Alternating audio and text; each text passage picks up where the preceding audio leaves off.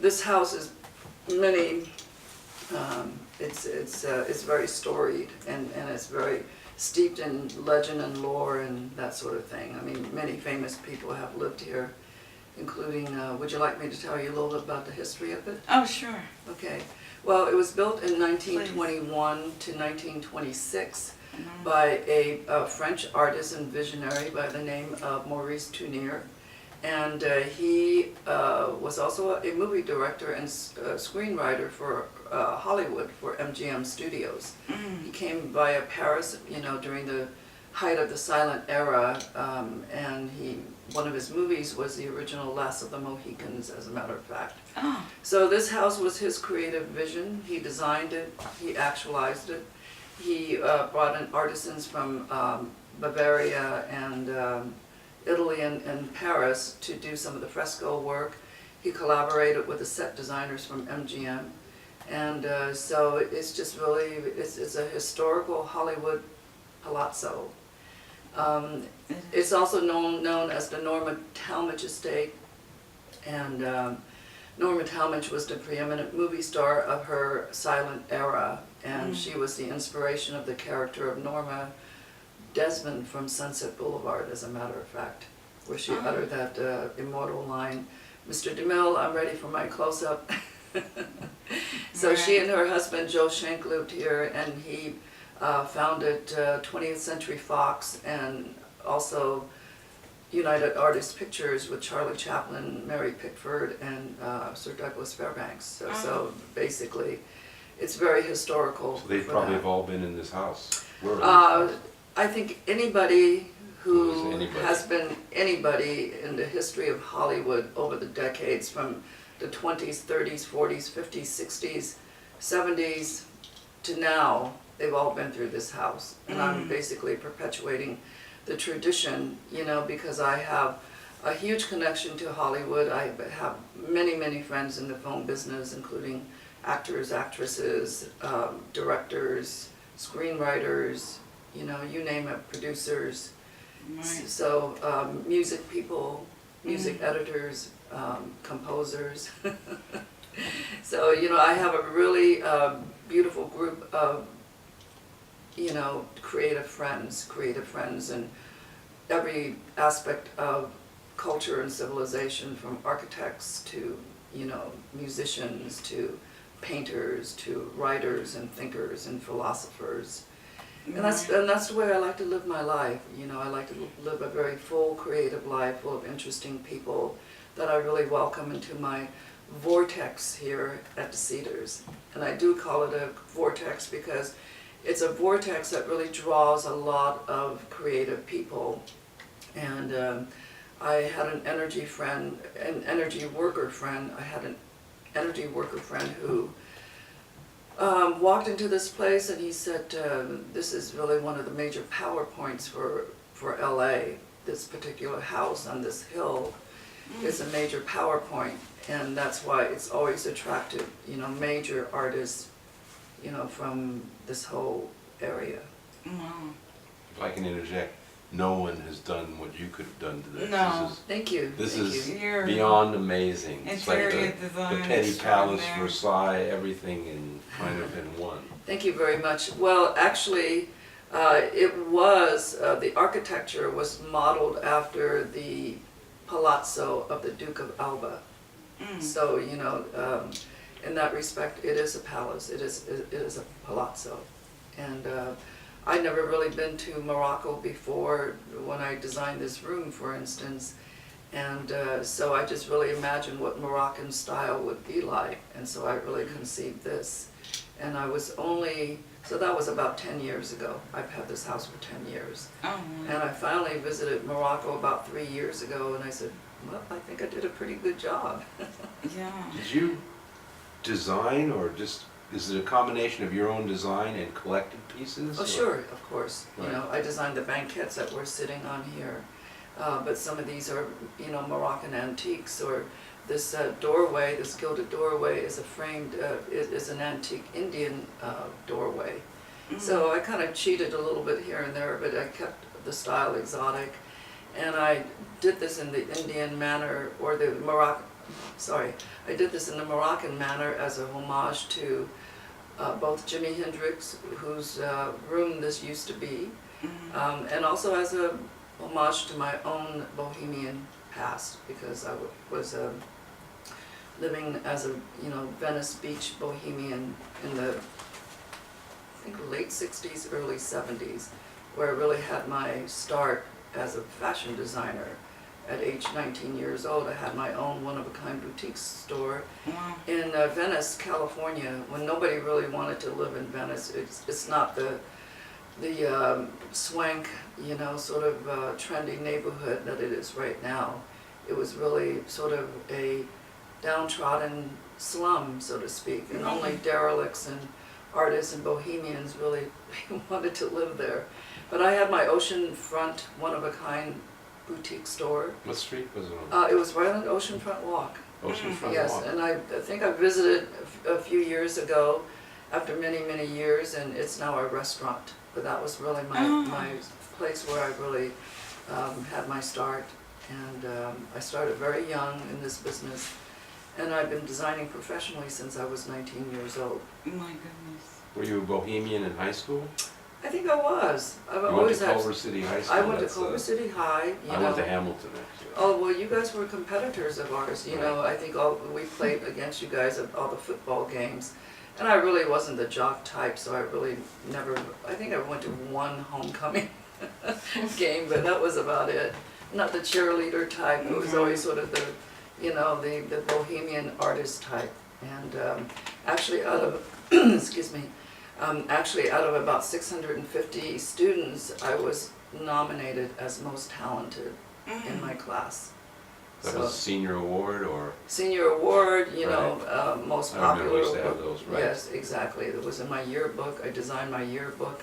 I was, did all You the were doing artsy illustrations. things in high school. Oh, yes, yes, always. Ever since I can remember, I was really drawing, So it's really part of my, it's part of my métier, it's really part of my karma. It's really, I feel like I've been in the creative business for many, many lifetimes, and I think that's why Master Romeo and I really had an immediate affinity with each other, because he's a master artist and I'm an artist, and maybe we were subversive monks in some faraway Tibetan monastery, from some lifetimes ago, I'm not sure. That's great. But getting back to the history of this house, I sort of digressed a little bit. No, I forced you this way. It's okay. So this is also known as the Norma Talmadge estate, and I told you about the history of Norma. And in the early 30s, from about maybe 1930, circa 1931 or so, it was also the home to Howard Hughes. And he lived here in the early 30s. I think this was his official residence, as a matter of fact. And he used to play the grand piano in my solarium, and there was a young, struggling opera singer who delivered that piano to him, and it was none other than a young opera singer by the name of Mario Lanza. No. Oh my God. No. And then Bela Lugosi lived here, and because he lived here, Johnny Depp also lived here, because he did the research and wanted to vibe in on Bela Lugosi for his research for the Tim Burton movie Ed Wood, about the B Hollywood director. Right. And then in the 60s it became a rock palace. You had the likes of Dennis Hopper living here and filming a scene for his... Oh, so he actually lived here as well? Yes, I see. yes. So Dennis Hopper lived here and filmed one of the scenes for his iconic movie Easy Rider here.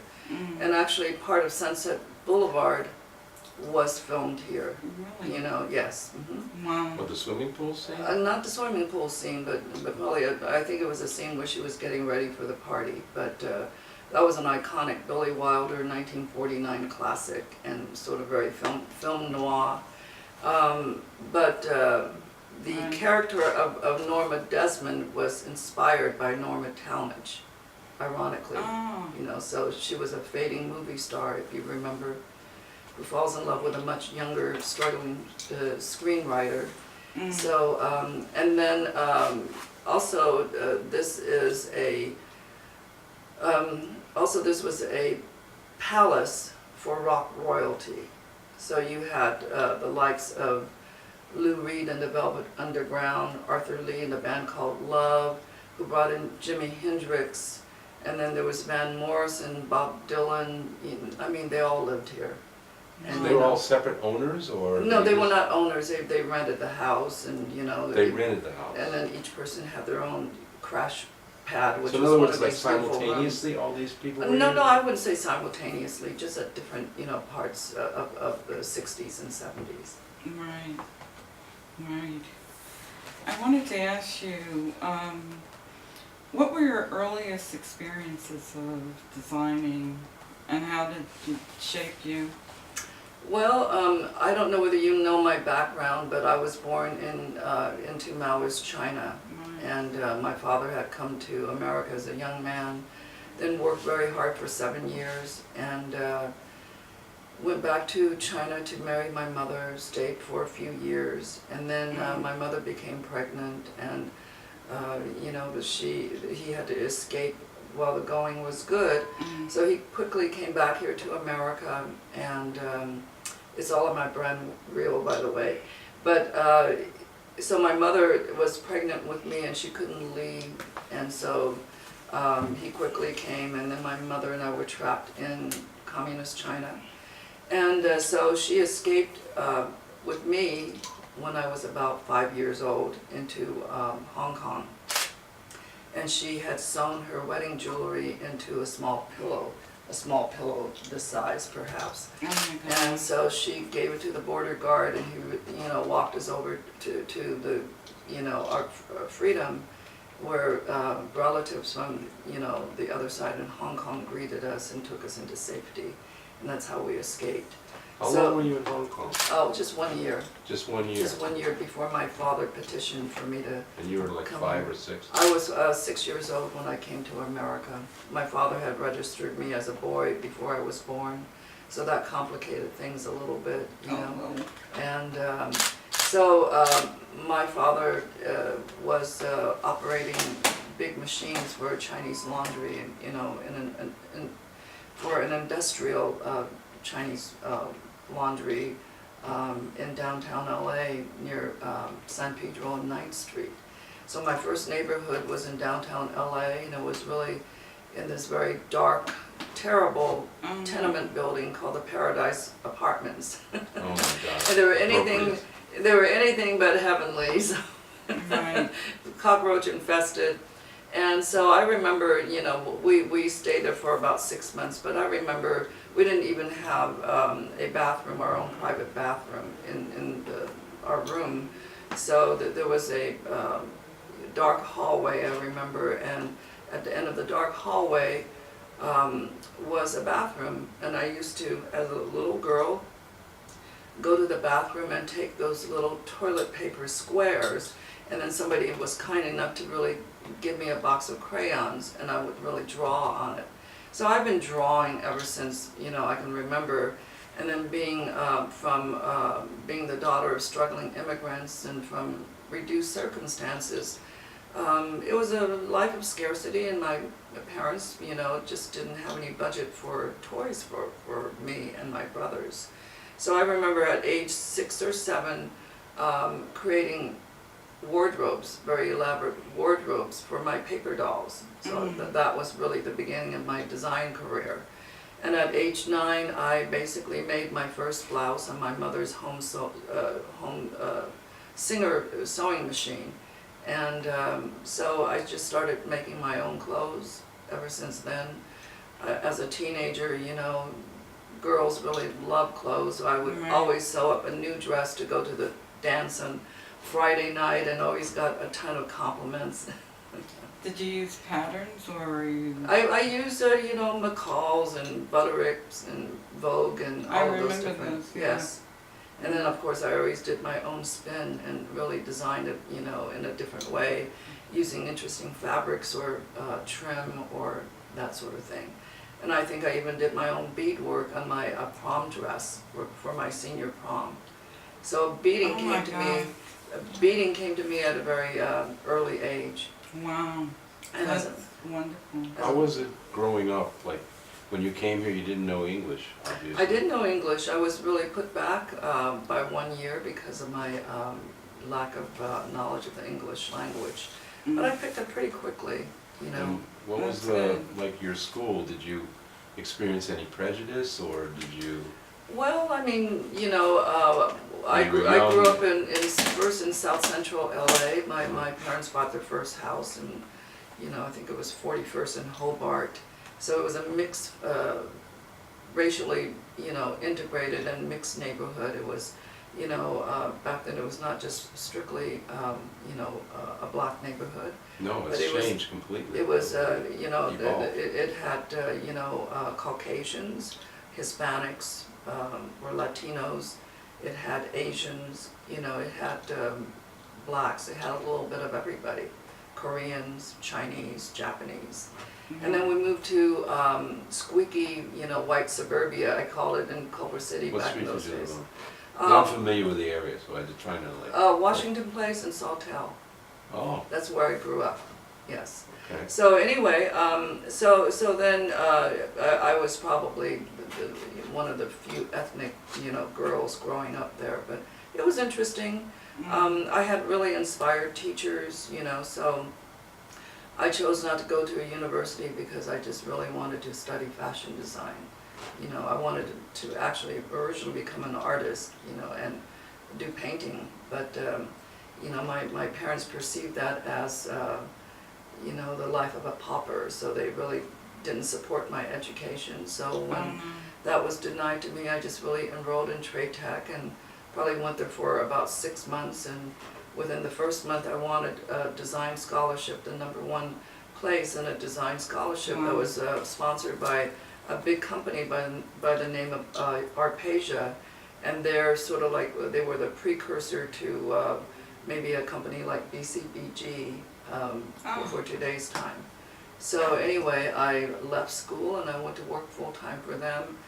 And then I, you know, went to work for some other horrible person, and I was so disenchanted by the, you know, by the business that I just left and opened my own one-of-a-kind boutique store in Venice Beach. I'm sorry. That was about 1970 or so, 1971, something like that. But okay, so I didn't know that you worked for another person. So that kind of colored your experience. If you had met another person, would you have just continued, or didn't you always have the goal of opening your own? I think I've always been fiercely independent. So I worked for very big companies. I mean, I came back to Arpegia maybe a few years later, and I just really became the top designer. I was actually the only designer of the Young Edwardian label, which I took them from $3 million to $53 million in a 3-year period. And that was about 30-something years ago, so that's probably the equivalent of over billion dollars, over $500 million today. So success came to me at a very early age, and by the time I was 25, I had lived the American dream. I had accomplished the American dream.